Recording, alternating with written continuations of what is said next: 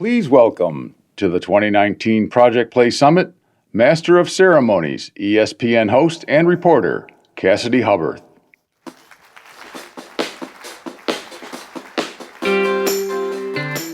Hello, everyone. Welcome to day 2 of the 2019 Project Play Summit. Are we all awake for day 2? Anyone go to the Red Wings game last night?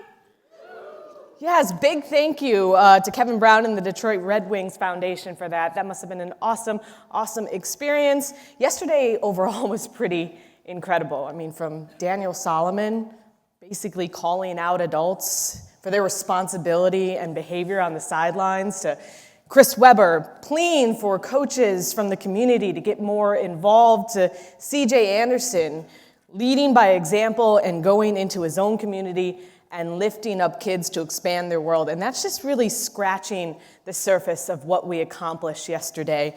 And today, can't stop, won't stop, because we've got a lot to get to. We expect even more great discussion and actionable ideas for you guys to take back with you.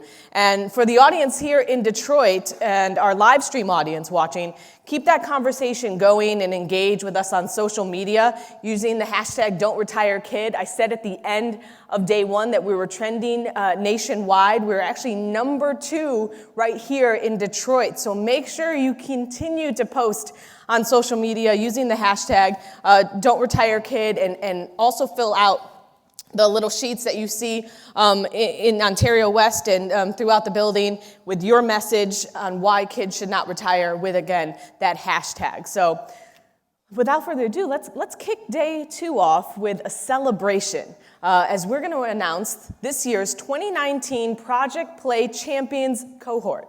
Now, formerly known as What's Your Play Project Play Champions, they're organizations that have committed to making a new, specific, and meaningful action that is consistent with the goals of Project Play. So this year, we recognize 20 organizations that serve diverse populations of young people across the country. Now, please rise when your organization is called. We do ask that you hold your applause for the time being because we have a lot of people to recognize. So let's get into this year's 2019 Project Play Champions. First off, America Scores Milwaukee. City of Rochester Department of Recreation and Sports Services. Coach Safely Foundation. ESF Camps and Experiences. Everybody Healthy Body.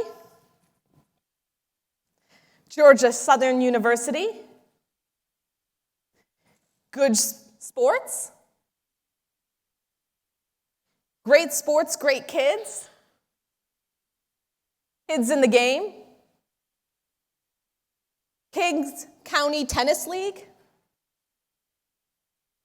Lancaster Recreation Commission, League Apps, LISC, Minnesota Youth Ski League,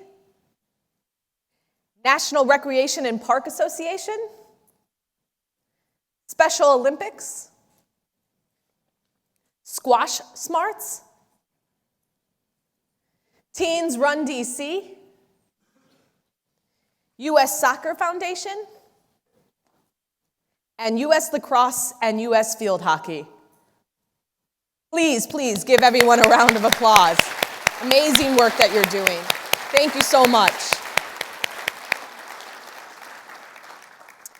Now it is my great pleasure to invite Lex Shalat, Managing Director of Beyond Sport, to share about her work and the role of sports to address social issues globally. Lex?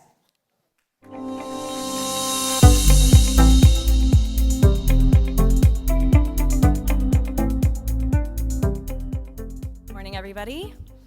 Heard that day 1 was an absolute success. I was following it on social media, and it looked amazing. I'm so happy to be here with you all today, especially to introduce this next session, because as we just saw from that amazing film, it's really important to put what we're all doing locally into global context.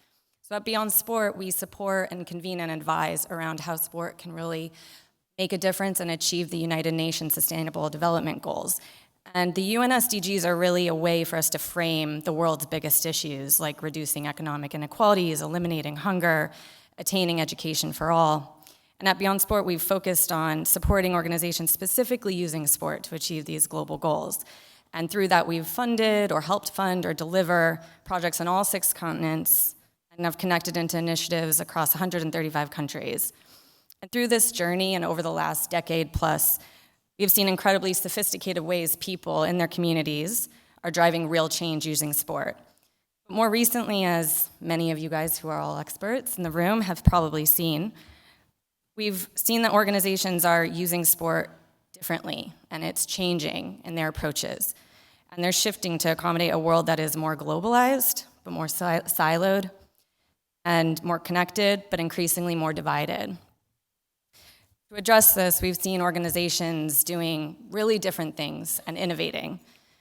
Organizations like the Sports Creative in Brazil and Mexico City are actually co-creating curricula with communities and with youth instead of training up an existing curriculum.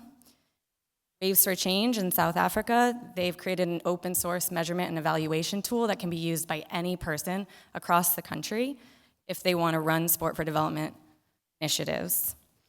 Projects like Horn of Africa Development Initiative in Kenya and the Hockey Association of Malawi are doing incredible things to address gender-based violence in their communities.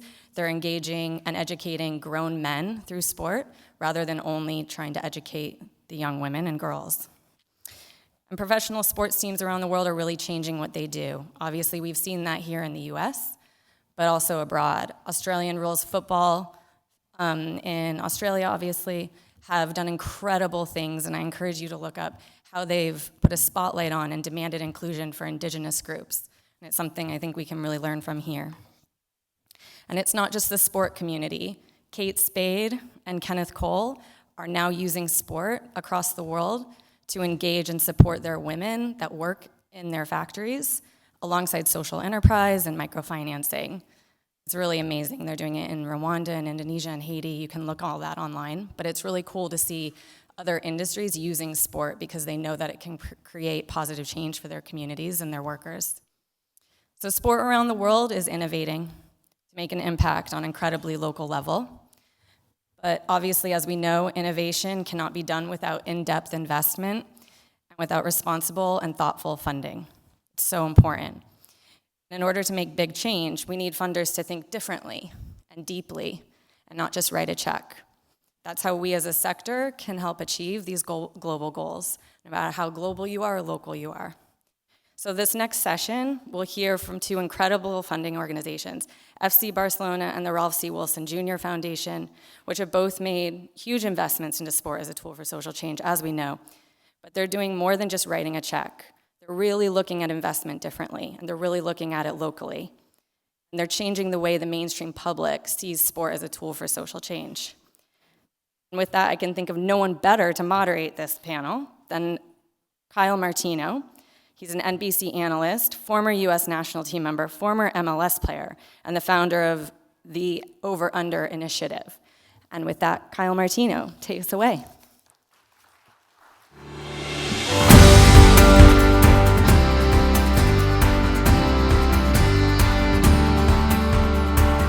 Hi, everyone. The clock's already starting, so I'm sure everyone's caffeinated. If you're not, you're going to get a shot of Kyle Martino right now, and I will get us all excited, especially when this is a really important time, but a really important place to be in. I'm really honored that Tom Ferry and the Aspen Institute put together this event and welcomed me to come and be a part of this conversation. I kind of think of these summits as idea and innovation festivals. You know, it's an opportunity to celebrate what's being done, and some of the conversations already have been amazing. Some of the ideas, I'm bummed I missed some of them yesterday, but luckily there are links to go check it out. But for me, I'm so committed and involved in sport for social justice, and at this inflection point, I think we have to really understand that there are many issues of consequence facing kids these days, But the challenge of doing it without sport is a scary one. I can talk from personal experience, not to get too deep too early, but I realized last few years that something was going on in my life that I didn't truly understand, and now I understand that I've lived with depression. And without sport, I don't think there was a way to face that challenge with such optimism, with such belief that I have a support structure, and a sort of a hard wiring to understand that I can control my fulfillment and what I want to get out of life. And all of that came through being a kid and finding play. I mean, that's ultimately why we're here. All these sports, and it was an incredible video talking about Norway, what they're doing, and the smiles on the kids' faces, the enjoyment. Really what sport is sports connection. Sport should be our time where there's diametric opposition in so many different parts of life, but this last bastion of looking up and connecting with someone else and finding what you're capable of and doing it with people who are enjoying a similar experience. It's too rare a thing right now. And I ran for US Soccer president last year, ostensibly because I was worried about the health of our game and our men failing to qualify for the World Cup, our women not being treated equal, not being treated like the world-class players and World Cup champions that they are. I thought that I was there to try and figure out what's wrong with this pyramid, how do we restructure things? And it was a dear friend of mine, who I'm lucky to call a friend because she's one of the most impressive people I've ever met, Mia Hamm, who during one of our strategy sessions woke me up and helped me realize, in a group of 25 people that scan World Cup winners down to administrators when we were trying to figure out the plan, she said, "Can I just stop for a second? The epidemic I'm worried about is kids aren't having fun anymore." And everyone was just dead quiet. Everyone just sat there, and it gives me chills to say it now. I mean, here is a legend that's not worried about which World Cup we're going to win next, where's the next talent coming from. She said, "I'm coaching under 9 girls, and these kids aren't having fun anymore." And I'm terrified because this is becoming a health and wellness epidemic. And I'm really excited to be on this panel with 2 groups doing so much to try to help sport through their foundations. And I'll get them up here in a second because I really want you guys to hear what they have to say and what they're up to. But for me, out of that election, I was charged with making sure I used my pulpit and what sport gave to me to get out there and bang the drum for a call to action that it's going to take collaboration to help open up the path for kids to have this incredible, powerful gift of play, of sport, and what it can do for their lives and the trajectory it can put them on. And empowering a kid then empowers the community that they live in. And it lifts all these groups up in situations where we see the true potential if they feel the wind at their back. And sport has a remarkable ability to do that. And if at this point where brand and corporations and social enterprise are intersecting and groups locally are doing amazing things, this is the moment we all have to get together and link arms and say, we can't miss this opportunity to open access and open play for kids so that they don't miss this incredible gift. The idea that sport that's changed my life is turning into a privilege only some can afford rather than a right that everyone has to become a player for life, involved in this game in whatever way they choose to be. That's where we have to wake up and say, we're not going to let that happen. And last thing I'll say is I was in the lobby, even before I got checked in, got to my room, sat down and had 4 amazing conversations with local people doing amazing things. JJ Valles, who's heading up Parks and Rec here, is just an incredible story about coming from a Puerto Rican background where baseball was the big sport, and he found hockey and ended up being an incredible hockey player, and it changed his life and put him on a trajectory where now he's in charge of programs that welcome in at a recreational level more kids than I could imagine a recreational group could facilitate. And the fact that he understands through his experience what happens when you take your experience, you take your privilege of enjoying the game and it changing your life, and passing that down and truly at the grassroots level, welcoming kids into programs. Detroit City FC, a soccer team that had 7,500 people there to play a Mexican professional team, the other day, started as a local, sort of community program and grew to what it is. So it's true, you can do this at the grassroots level. And it's one of the reasons I started Over Under Initiative. I push back on this idea that the most blue-collar sport in the world, soccer, is too expensive to play in this country.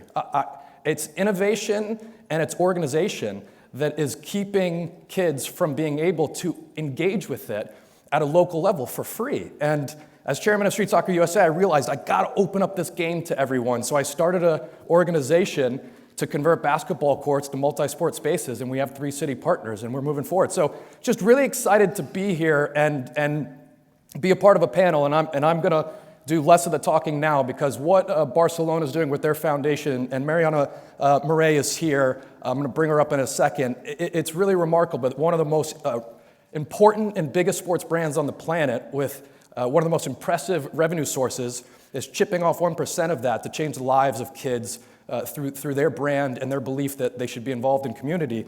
And Dave Egner, who's the CEO of Ralph Wilson Jr. Foundation, an amazing legacy to leave behind what should be the most profitable moment in a sports owner's life, selling a team, taking that and understanding that that can be reinvested to make sure that kids have sport in their lives. I'm just honored and humbled to be on the same stage with them, and I want to welcome them up right now.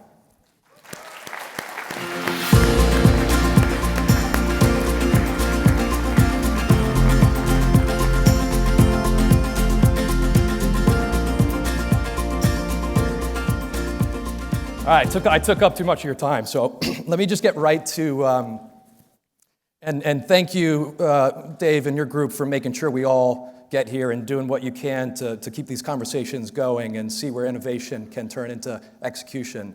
And you had a big journey here, and we were joking backstage. I'm part of the ownership group of Mallorca, and our teams play against each other in a few weeks, and you have to just take it a little bit easy on us, please. But it's pretty amazing when we find out the success that you have on the field. Barcelona Football Club, one of the biggest brands in the world.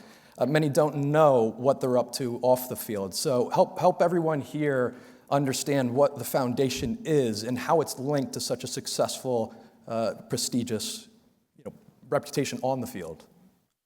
Okay, Football Club Barcelona, we say it's more than a club, and not only by what it achieves at levels of sports, but also since the beginning of the origin of the football club. It's a club owned by more than 140,000 memberships, so it's not owned by a country, by an individual, or by a company. And this makes that the club is a very has a democracy approach, where all the people has the right to raise the voice and taking the decisions for the club. And I think this is the very important aspect that runs the whole aspects, a part of the sport achievements of the Football Club Barcelona.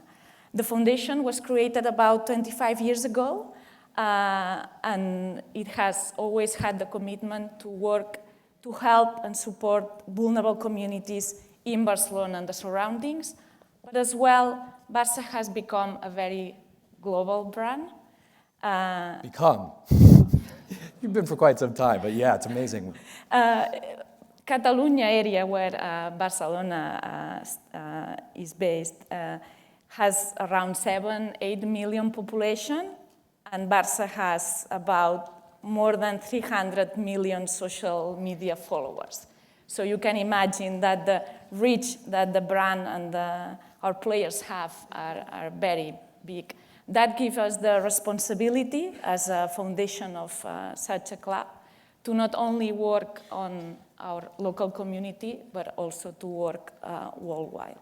And what is the focus? The impact is huge in terms of, we can all do the calculus of big revenues and a commitment to convert that revenue into social enterprise. What is the focus of the foundation? The focus of the foundation is the sports for development. So the foundation do not run any program related to technification or competition or to give like some resources for talent sports children. We don't do that. So not development of players. No. What we do is we feel that every kid is equal and we have to give the same opportunities to all children. So we give access to sports to all children with special attention to vulnerable children. And we don't run programs where technification is like the main heart of the program. What we do is use the sports as a tool. So we have different methodologies that we have been developing since the last 10 years, where sports has become a channel, but not the goal. And I remember reading about when you deconstruct the success on the field, 5 stated values. You know, every brand has their brand pillars, and it's our sort of non-negotiables. This is who we are when we take, excuse me, when we take our brand to the marketplace.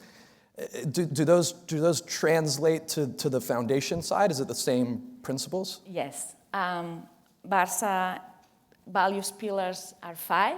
It's humility, effort, ambition, respect, and teamwork.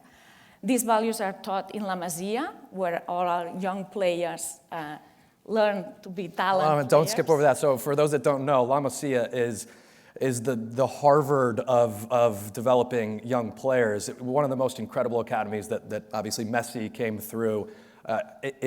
When you go through La Masia, it is not only an education on how to be the right footballer, it's about being the right person. So you say it with too much humility. It is an incredible, and I've been there and seen that incredible building right in front of that field that some of the greatest players of all time have passed through. So sorry, I had to add that footnote. You say it too humbly.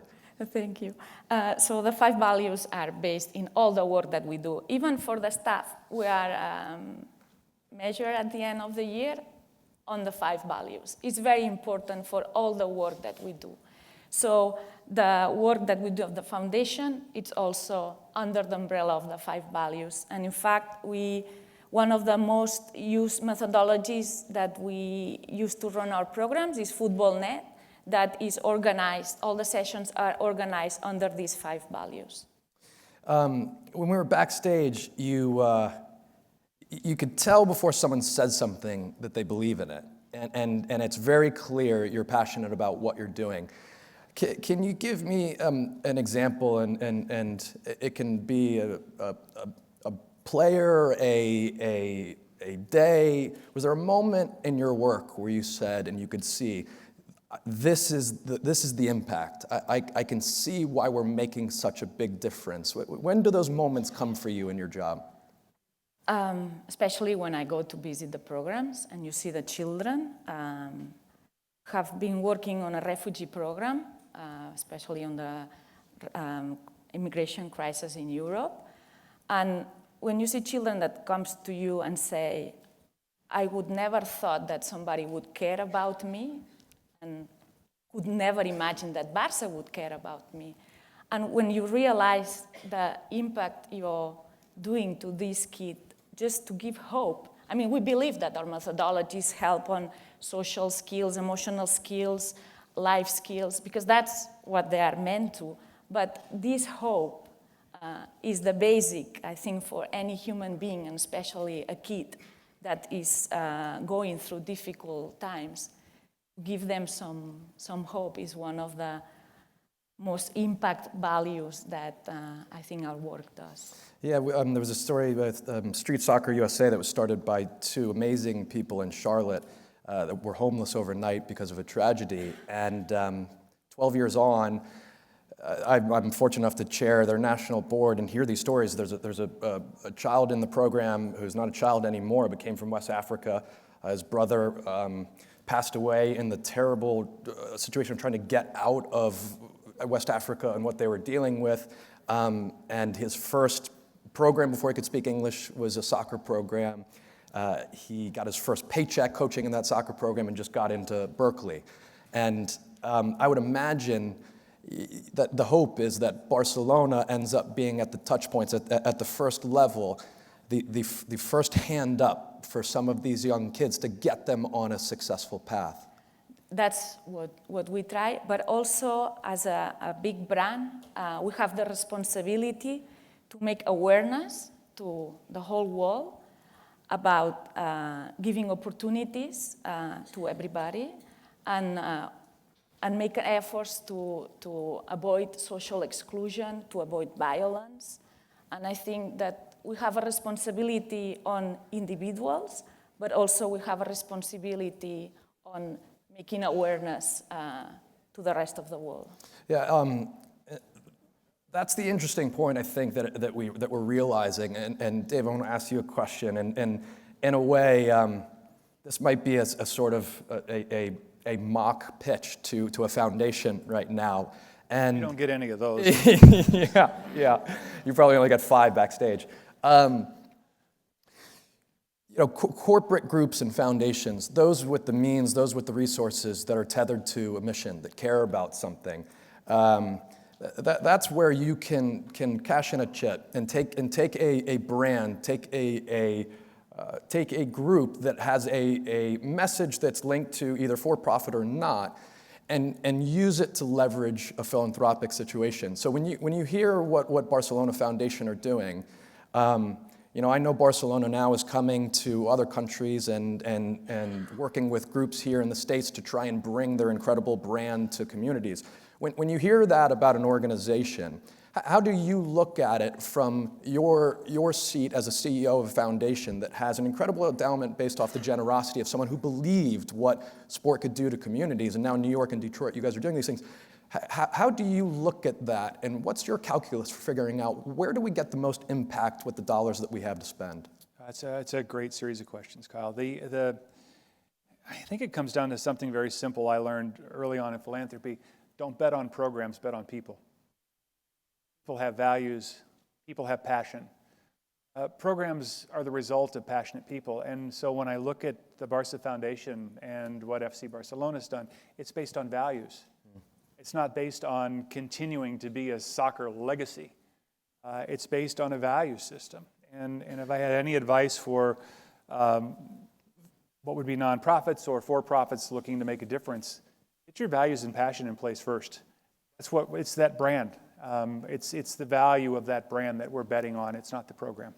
And you do more than invest. I kind of, with a little that I know in our time together finding out, more than the article, right? What's behind, because foundations are about values too.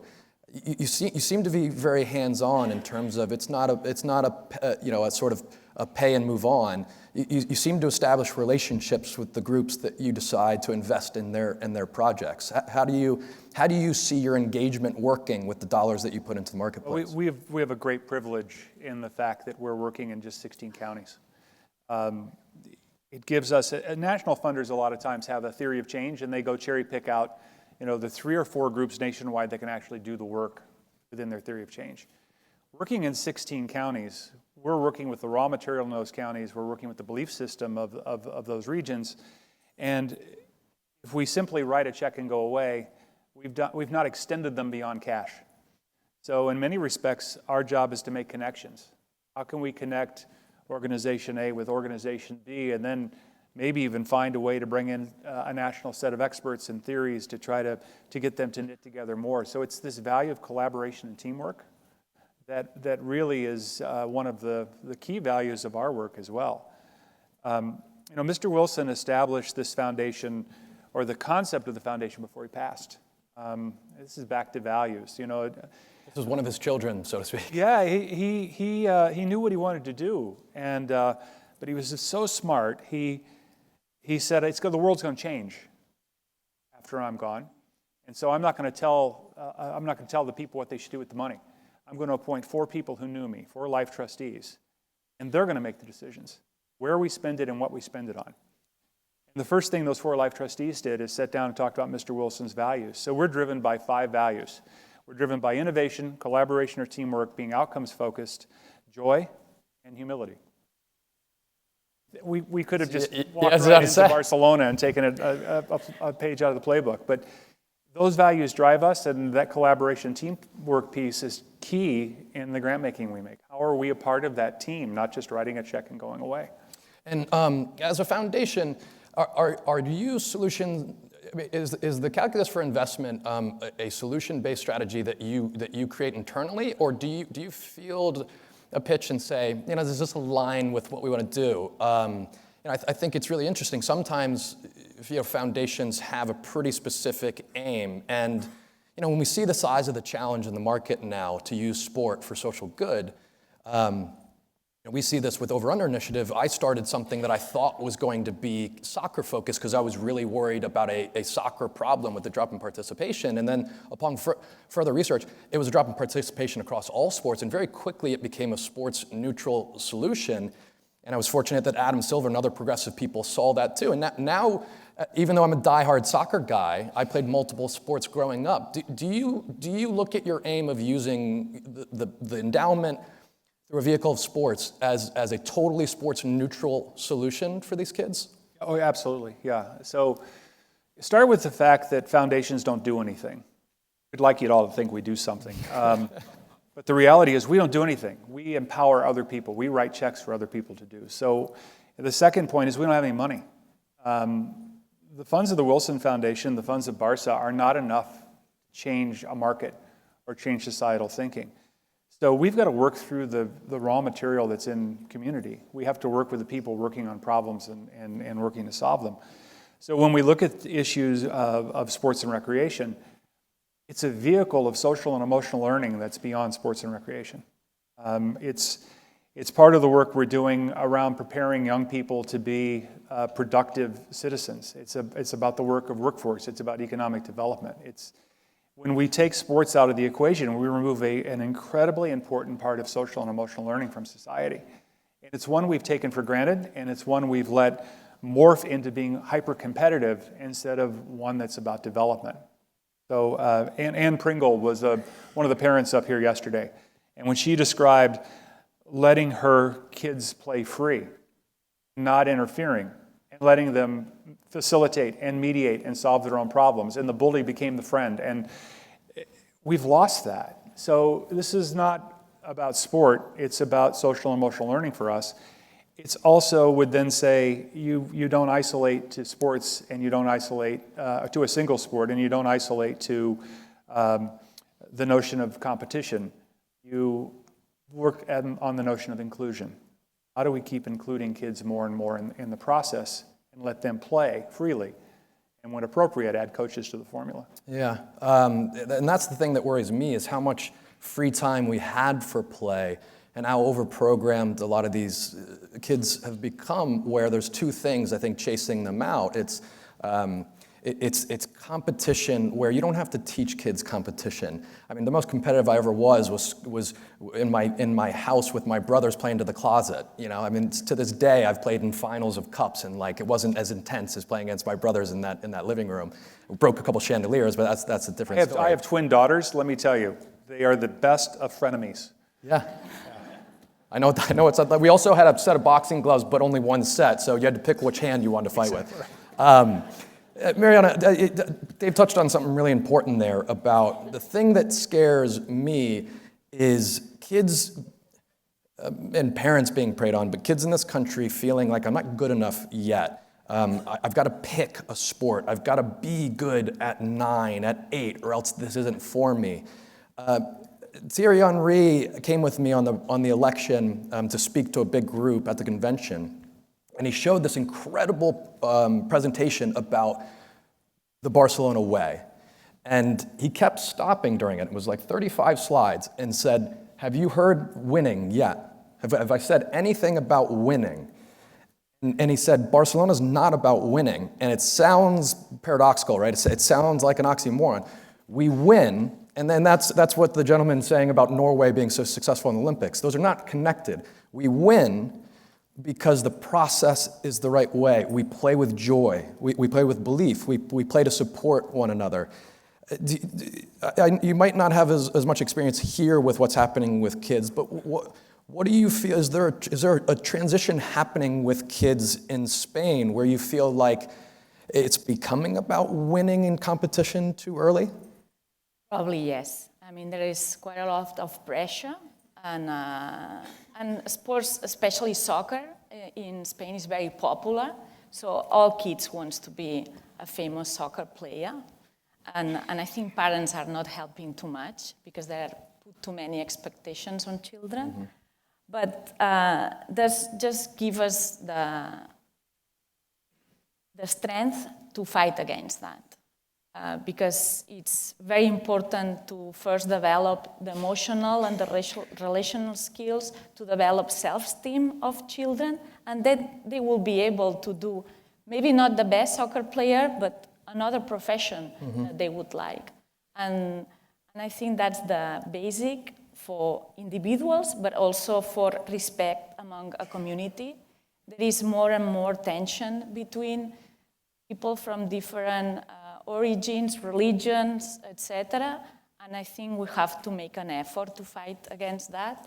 And sports for children is a great tool to learn that because they can practice, they can have fun while they're learning these values. Yeah, and no one in this room, I mean, we don't have to oversell this room in terms of, we all know the conversion of when sport is in kids' lives, their attendance goes up, their grades go up, their health goes up. We see all these things, and I'm gonna embarrass him again, but JJ, I mentioned his story earlier, the head of Parks and Rec here, became an elite hockey player in a community that wasn't really playing hockey and found a free hockey program. It was a program in New York that said, the barrier to entry is too high for this sport. Let's start with free and see how it goes.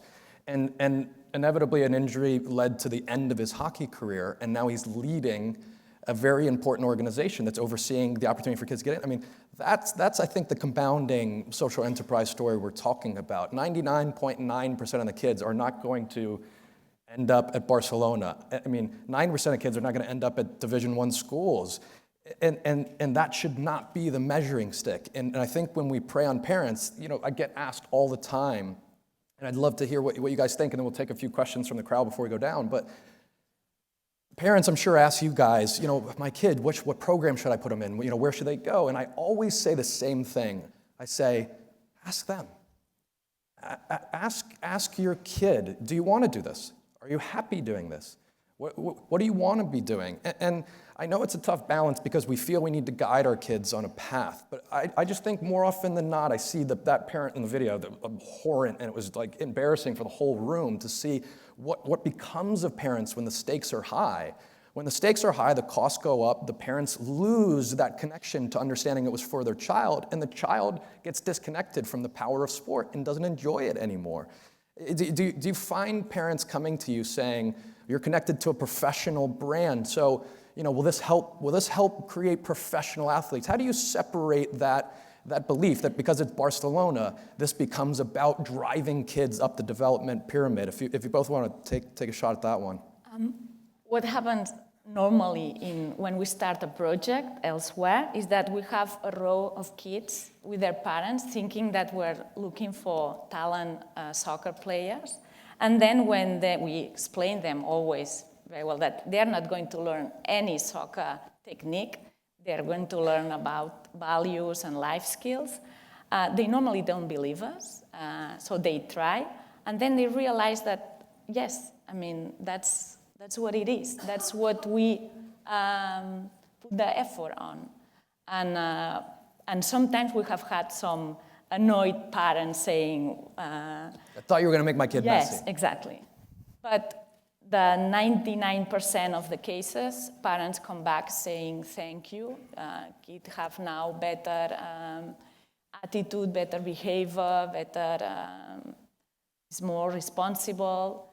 So when talking with vulnerable communities, this is very nice to hear. And hopefully they make the connection. That's why Messi is Messi, is because of those values. That's why Mia Hamm is Mia Hamm, because of those values. And when you meet these people, you realize, talent takes you only so far. And do you guys face a similar thing of being tethered to, obviously, a big professional brand and the misconception that this is about developing athletes? So less so for us. I mean, Mr. Wilson was a well-known commodity in Buffalo, less so Detroit. And people don't know the owners' names typically unless there's controversy or some other issues around it. So it was less about Mr. Wilson's brand and more about Mr. Wilson's values, which is why I think it's so important Mariana's here.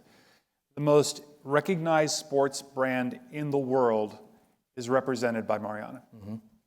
And they've chosen to go out and promote the values, not the development of players, not winning, not watch us, not get commercial deals. It's about the values, and the rest follow. And in the U.S., we would take a great lesson if we'd watch what's happening with FC Barcelona. Yeah. Well said. Well said.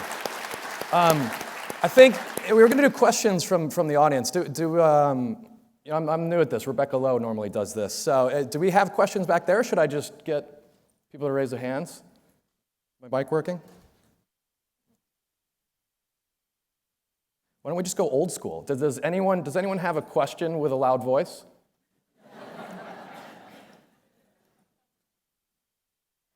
Okay, there's a spotlight, so I'm just going to trust that there's someone raising their hand over there. And okay, go for it.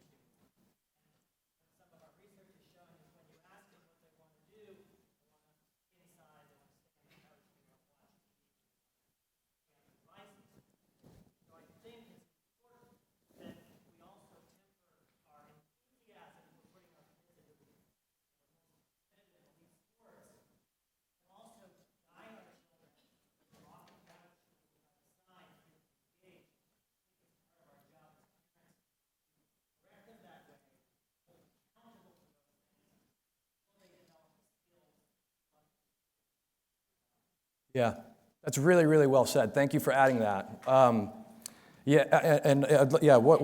that make you? I would like to add a comment to that, and I think it's been already also expressed in other panels, that we need to understand that sports needs to be fun for children. Yeah. If it's fun, children would like to play sports, because children, they just want to have fun. So this is one of the basics to make sure that we make this understandable. Yeah, for sure. My personal experience, I didn't have computers growing up. I didn't have an iPad. I didn't have a phone. I had grandma who said, get out in front of the TV set and get out and play. Don't come back till lunchtime. We need to start promoting our kids to go out and free play and encouraging it, but it's a very different era. We've got this very interesting passage of time where in many urban centers, we're afraid to send our kids out. We've got parts of the world where there's no access to playgrounds. There's not other kids out the same way. So we've got to deal with this issue of access and inclusion in a very, very different way, and we've got to hold cities and communities accountable for giving access. Philanthropy has to be part of building an access system, an inclusion system. We have to start rethinking this because grandma's not here anymore. Yeah, and to really great point to add on to what you both said. The thing that gets a child most excited about something is observation. So even if you've never kicked a soccer ball, shot a basketball, thrown a baseball, tried to hit a slap shot, get out there and do it with your kid. I mean, I think that's the other thing that engages them. And I met last night with James Siegel, who's the CEO of Kaboom, and you mentioned playgrounds. They're really trying to think through, we have to connect youth to adulthood. There's this big drop-off where all of a sudden play doesn't belong to you anymore. And they're trying to find ways to get parents active at the same time that you're trying to get kids active. And so, it's a good question where, ask your kids when there's a decision to be made. But before you're in these tough crossroads as a parent that come every day, just show them by being active yourself and getting out there and being involved. It's much more beneficial than sitting on the bleachers and yelling instructions at your kids, I'll tell you that. Well, one more question, and then we're going to have to... Yes? Arlo. Good morning, everyone. Morning. So, working in a lot of different spaces, what I realize is that a lot of people work in silos. You got business, community, government, philanthropy for the most part.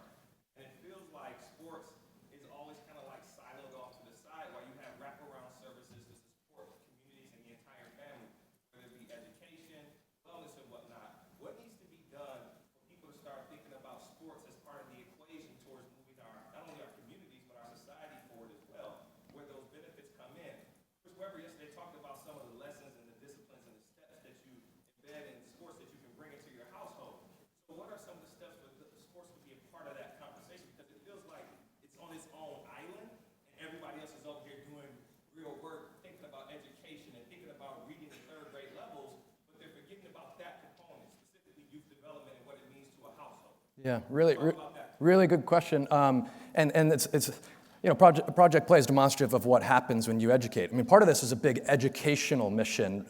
Dollars are there. It's connecting investment with impact. Bill Gates and his fund. Michelle Obama spoke incredibly about what activity can do for youth. How do you guys face this challenge of the educational need to help people see?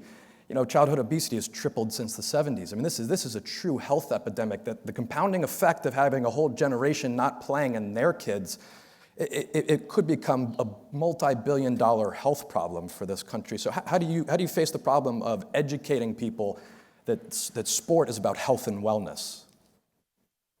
For us, it's mainstream. So because sports is the tool, it can help always to improve on healthy habits. And the way we always try to work is to link our work with the social service of the local communities, to make sure as well that those that are most in need are also tend to our projects. So we try to make these connections, but it's true that there's still a long way to go to make sure that the development of youth is thought in a holistic way. Mm-hmm. So CSR is kind of what he's talking about, the social responsibilities of organizations. Why don't you have the last word on that? So I'm struck by the complexity of the question. It's not as simple as how do we make the connections. It's a market and a belief response right now. Let's start with the policy implications. Let's get PE back in school. We're letting PE drop out of school, put in place by Teddy Roosevelt, who was a sick kid growing up, right? Let's put play back in school. We're doing work to get play in at recess again in an organized way, where we absolutely have to get play back as a part of the learning system. Then we get to the opportunities that I think Mariana and FC Barcelona bring. What are our pro teams and what are their leagues doing to make sure that we're not just promoting a single sport? What are we doing with Major League Baseball starting to do some work in this space? National Hockey League starting to do some work in this space. The pro teams have an opportunity to talk about all sports, all engagement, all access. And then we've got to make sure kids have places to play that are safe. And a lot of it involves parents. So This is a complex long-term game that involves multiple players. Well, there's a school in Queens that hasn't had an athletic program for 20 years. So it's a systemic issue at an infrastructure level with some of these schools. Thank you guys so much for your time. I think, honestly, it's all of our efforts to go away from this and talk to departments of education, council members, Parks and Rec leaders, and say, we sort of demand this. We vote with our wallets and with our ability to push a button to keep people in positions that listen to us. So, showing up here is you demonstrating the effort to make sure we all get together, and flying from Spain, and everyone being here to support the mission of opening up play and making sure kids enjoy this benefit. It's all of us. So thank you guys for spending the time with us, and thank you guys so much.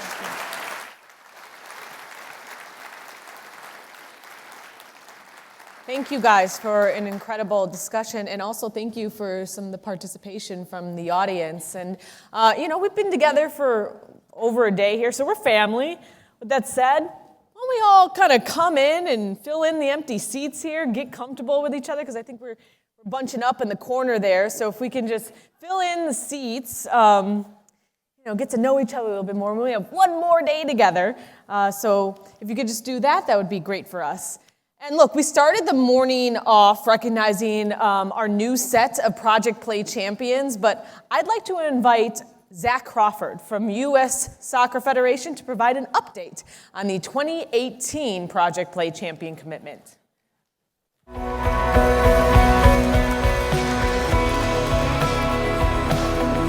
you, Cassidy. Good morning, everyone. How's everybody doing? Awesome. Glad to be here, glad to connect and share what we're doing with U.S. Soccer Federation.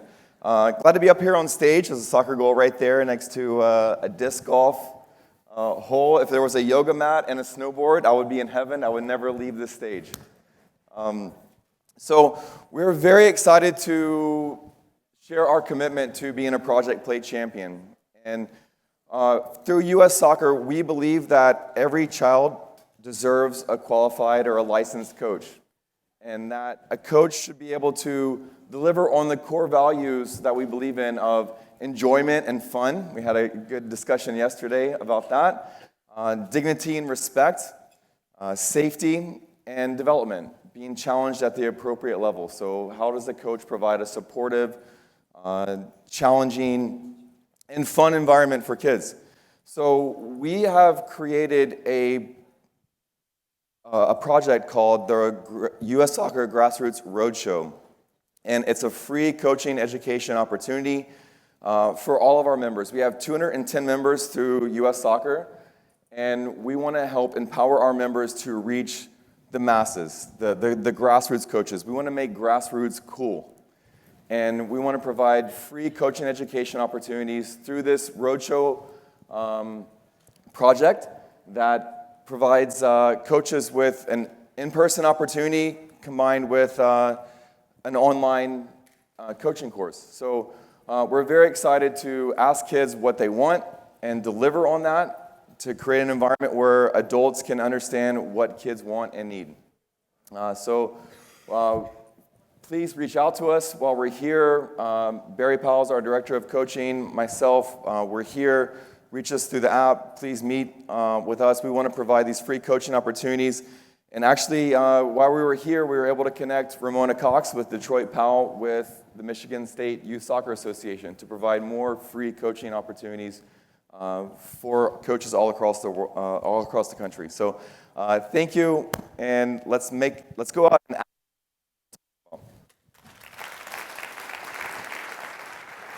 thank you. Zach, for your commitment to Project Play in Southeast Michigan. To our live stream audience,